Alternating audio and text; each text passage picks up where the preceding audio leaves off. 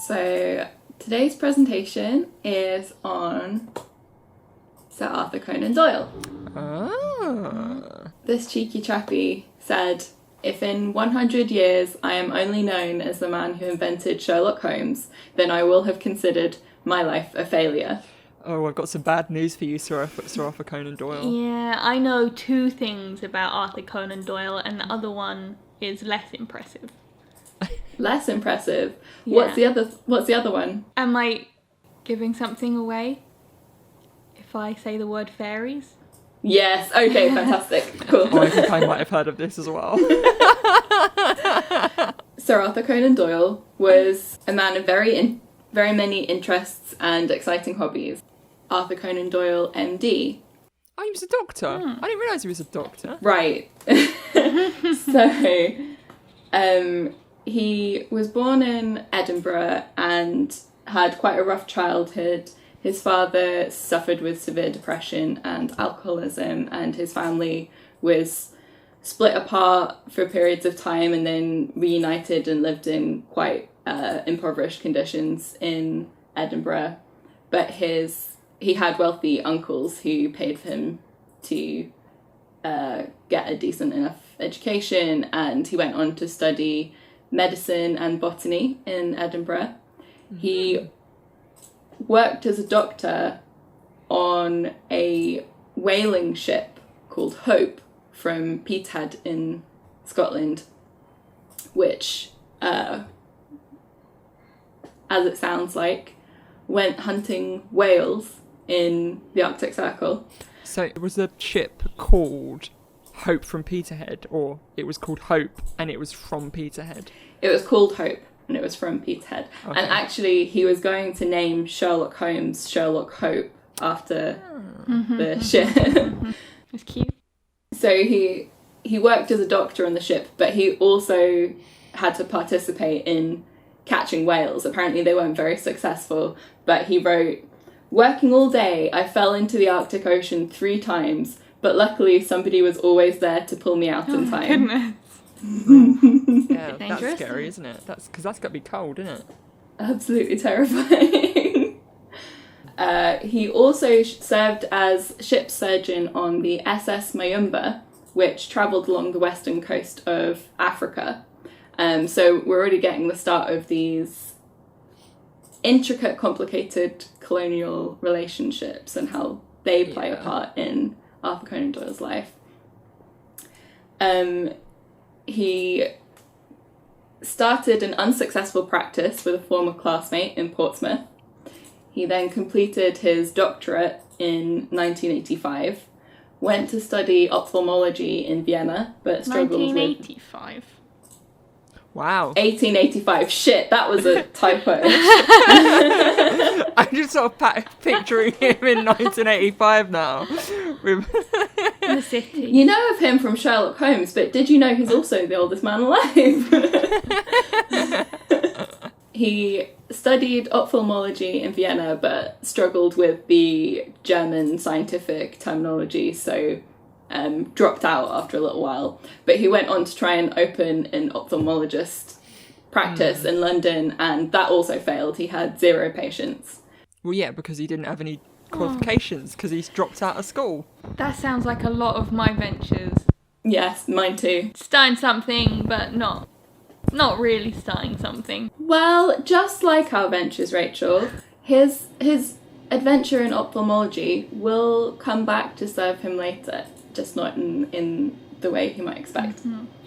Whilst he was studying medicine in Edinburgh, that's when he started writing his stories, and Sherlock Holmes is actually based on his professor, Joseph Bell.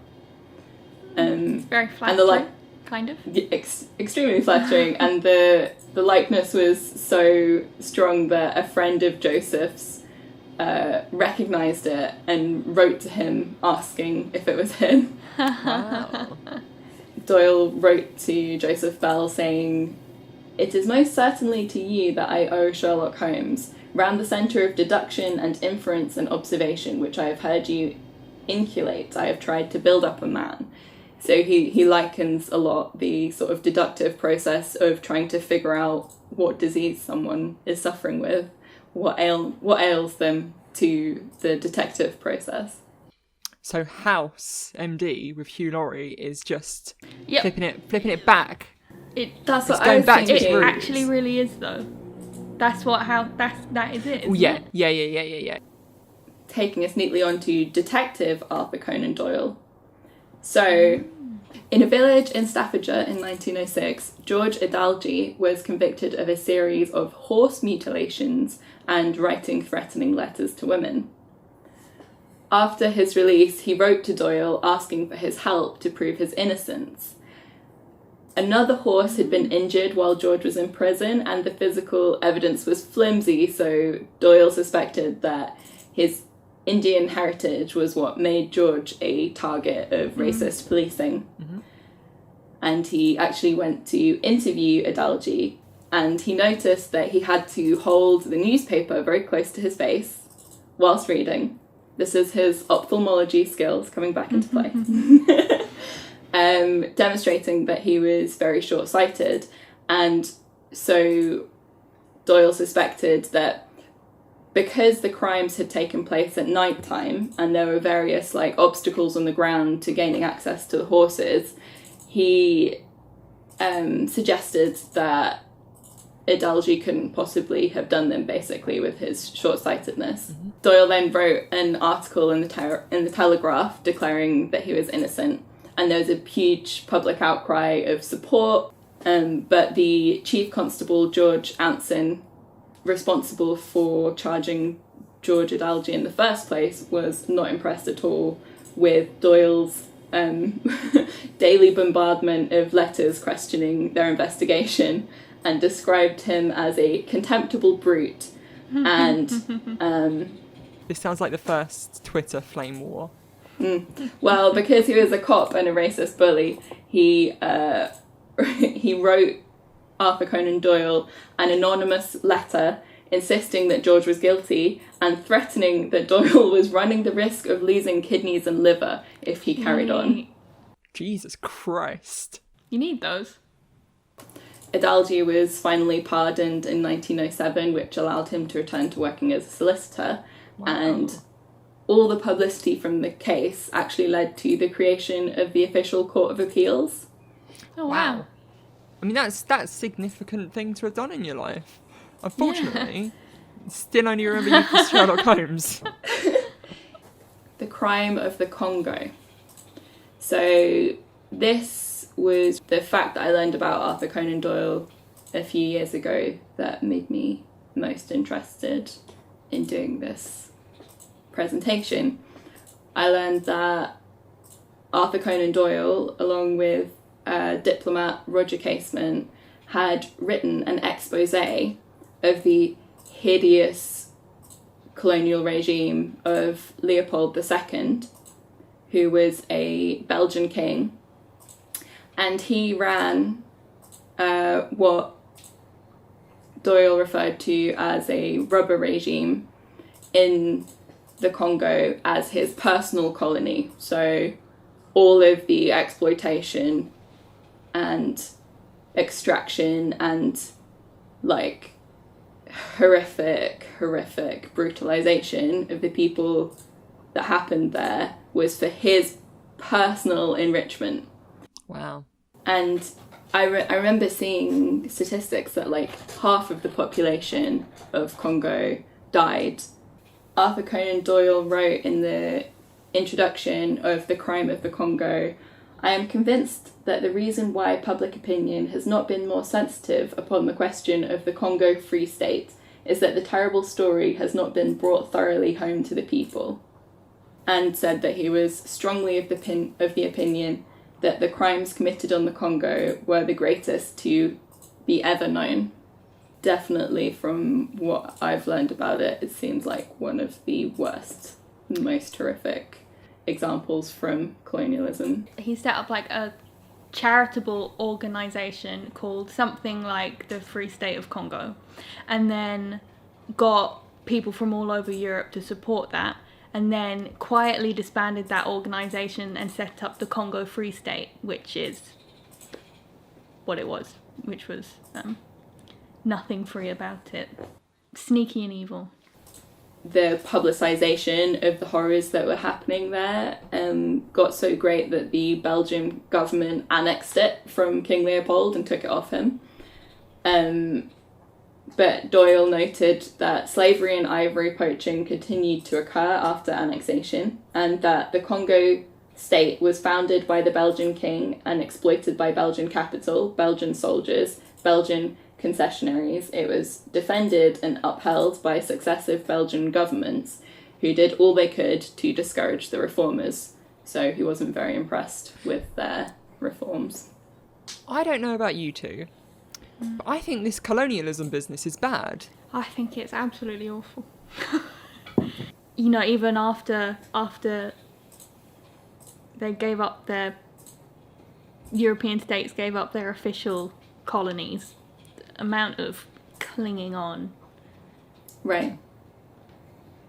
Decades and decades and decades later, Yeah. all the Belgian ex-colonies, all their democratically elected leaders are being assassinated by Belgian coups and having dictators imposed. Same with France and Britain, obviously, but especially Belgium and France. So knowing this is what brought me to Arthur Conan Doyle, because I'd heard that quote, if the only thing I'm remembered for is Sherlock Holmes, alongside this piece of information that he wrote this expose on the horrific crimes against humanity that were happening in the Congo as a result of colonialism. But digging more into Arthur Conan Doyle's history, it's a very complicated relationship with colonialism, and one that kind of just de facto backs up the British Empire. Mm-hmm. So he also served during the Boer War as a volunteer doctor at a field hospital in 1900 during the Second Boer War in South Africa. That year he wrote a book, The Great Boer War, and a pamphlet, The War in South Africa, Its Causes and Conduct, in order to justify the UK's role in the war to critics. And he's claimed that he believes this is the reason that he was knighted that same year. And Boer War started because of the discovery of diamonds and gold in South Africa. It was carried out with the two independent Boer states in South Africa. So this is still not like, it's like home rule, but it's not native rule. It's still the sort of Dutch ancestral colonizers. But the British armies employed an absolutely brutal, like, scorched earth policy in South Africa. They destroyed, like, civilian farms and livestock, and it's one of, like, the first documented instances of concentration camps. They forced civilians and survivors of the war into these massive concentration camps, which were, you know, originally, like, obviously described as, like, refugee camps, but the conditions were so awful and that they ended up with very, very large proportions of civilians and children dying in these concentration camps. And this is, you know, this is what Arthur Conan Doyle was working to justify, even while he's got this history of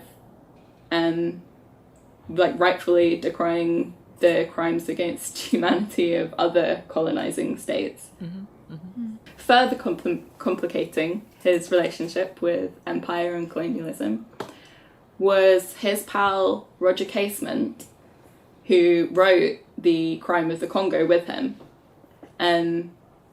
being arrested and hanged for treason for helping foment the Easter Rising in Ireland.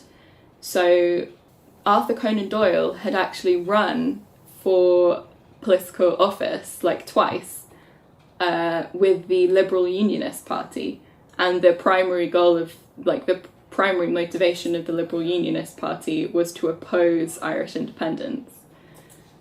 But Roger Casement, at the beginning of World War One, had negotiated with the German government to declare support for Irish independence, and he appealed to them in 1916 to give their support and equipment for an Irish uprising for independence against British rule. And for this, Casement was charged with treason and sentenced to death.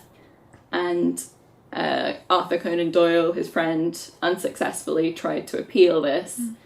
And to do so, he argued that his friend had gone mad and couldn't possibly be held responsible for his actions. What madness. Okay, now we get on to the fun stuff. When you have eliminated the impossible, whatever remains, however improbable, must be the truth. So these are the famous words by Sherlock Holmes. Which I've always thought was a little bit nonsensical. Kind of doesn't scan properly. It reminds me of the famous Bollywood tagline, it's not impossible to catch Don. Oh, I ruined it. It's not difficult to catch Don, it's impossible. Yeah. Don ko pakadna mushkil hi nahi. I'm gonna show a picture of Don for that. Everyone should watch that movie, it's so much fun. Anyway, the famous line by Sherlock Holmes. This is obviously said by a character who is meant to be a man of reason and skepticism and deduction. But the writer himself, Sir Arthur Conan Doyle, was a big fan of the old supernatural, the old mysticism. He declared himself a spiritualist. He first declared himself an agnostic, and then declared himself a spiritualist, and wrote many, many books on the subject, including The Vital Message. He was a member of the Ghost Club, which Charles Dickens had once belonged to. And this is the famous Cottingley Fairies photo, which he insisted was not a hoax. It was real. It just looks like plastic dolls. Well, didn't they cut it out of like a magazine or something? I don't know how they faked it, but I know that it was absolutely confirmed, like, within his lifetime. Like, that they cut them out of like of a book or something. They cut them out of something and just They're just put pictures. them in front of them. Yeah, like it's. They That's look what it fake looks as well. like. It really looks bad. Fake in the world. But Sir Arthur Conan Doyle was super fascinated in all things afterlife and attended many seances. He was in like all the spiritualist clubs. His son Kingsley had died from pneumonia after the Battle of the Somme, and he also had many other family members die during World War One. And so some people kind of speculate that this backdrop of widespread death really drove his belief in the afterlife. Yeah. But at the same time as there was this kind of rising, all these mystics and spiritualists that he was a big fan of, there was also kind of a rising skeptic movement.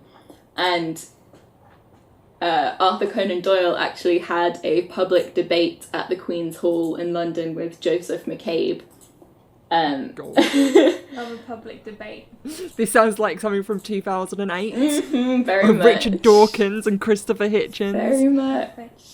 Best form of communication is the debate. Yeah. How else do you decide to successfully destroy your opponents? Fairies destroyed in the realm of facts. Doyle also debated the psychiatrist Harold Dearden, who vehemently disagreed with Doyle's belief that many cases of diagnosed mental illness were the result of spirit possession. I wish it was the result of spiritual possession. It would be easy if mental health problems were caused by the spiritual possession. Yeah, simple. Do cheeky You just little have exorcism. you just have like a seance or something, or whatever it is that you do to get rid of a spirit, and you feel fine. Following on from some of the rifts in Victorian high society over spiritualism, let's come to Harry Houdini, who was Arthur Conan Doyle's good friend, but he became a prominent opponent of the spiritualist movement in the 1920s after the death of his mother, so presumably there were people coming to try to take advantage of him. He insisted that spiritualist mediums employed trickery and consistently exposed them as frauds, leading to a bitter public fallout between him and Arthur Conan Doyle, to the extent that when other spiritualists in his sort of group of associates were calling each other out as frauds, he would threaten them like, "You'll go the way of Harry Houdini." So when he was friends with Harry Houdini, Houdini tried to prove to him, very like Derren Brown style, would show him tricks personally and be like, "If I can do this and tell you it was a trick and wasn't magic, please believe that these other people can employ trickery as well." Yeah. But Doyle just purely wouldn't believe him and insisted that he was magic. He was just like, "I don't believe you, you're magical." He hoped that with his demonstration, Doyle would not go around endorsing phenomena simply because he could think of no explanation for what he had seen other than supernatural power. I just think that's so funny, contrasted with the character of Sherlock. Just because you can't think of something that isn't magic doesn't mean it's magic. Yeah. Magic is, in fact, the impossible option that needs to be eliminated.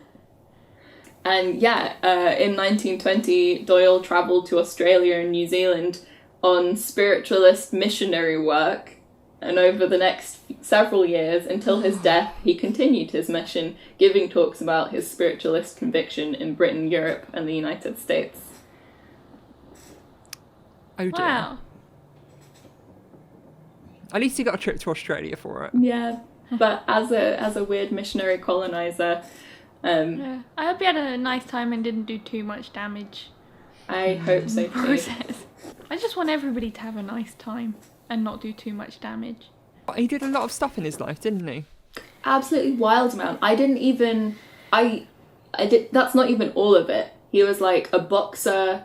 He judged bodybuilding competitions. He joined the Freemasons. he was an architect. Like he like did architectural plans for his house and like an extension or something of a hotel.